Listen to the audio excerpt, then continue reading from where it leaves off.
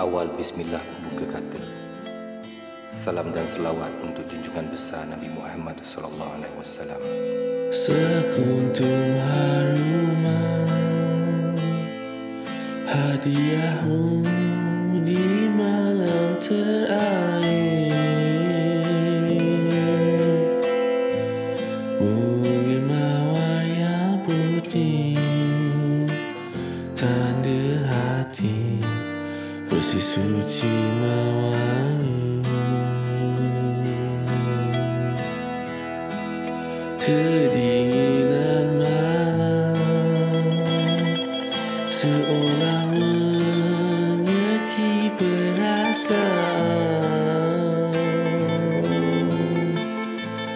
Dua insan bertemu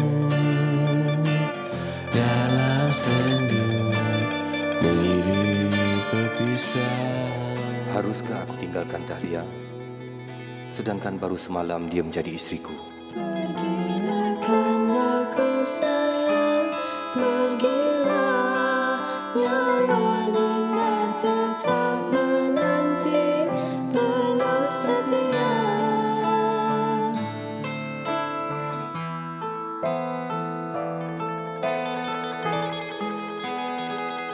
Demi ibu pertiwi perjuangan, karena Nina doa sejahtera dan berjaya.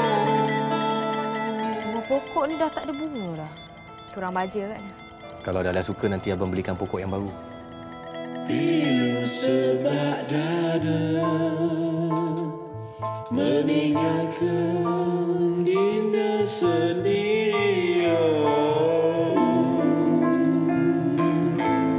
Namun aku berjanji, engkau Dewi sanjungan di jiwaku.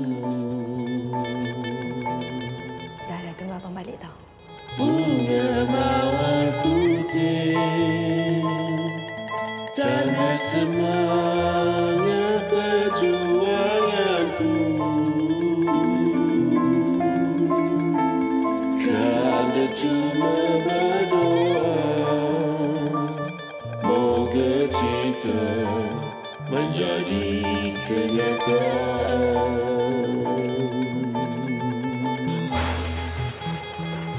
Pergilah karena ku sayang, pergilah nyawa Dinda tetap menanti penuh setia. Abang Sudin hilang kat laut. Demi ibu pertiwi perjuangan, karena Dinda doa sejahtera dan berjaya. Dah 3 bulan dah dia. Cubalah waras sikit. Awak yang tak waras. Tak habis-habis saya gila-gila isi orang.